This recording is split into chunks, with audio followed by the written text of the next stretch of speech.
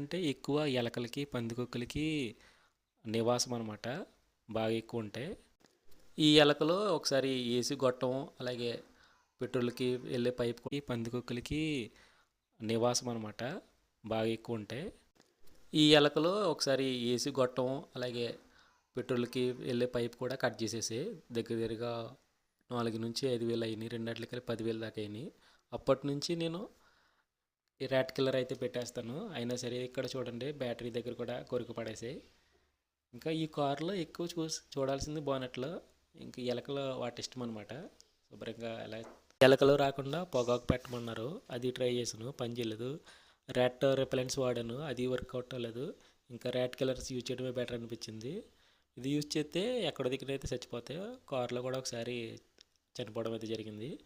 ఇంకా నా కారు అయితే చూడండి ఎక్కడ పడితే అక్కడ ఎలకలకు సంబంధించిన వేస్టేజ్ అయితే ఉంటుంది.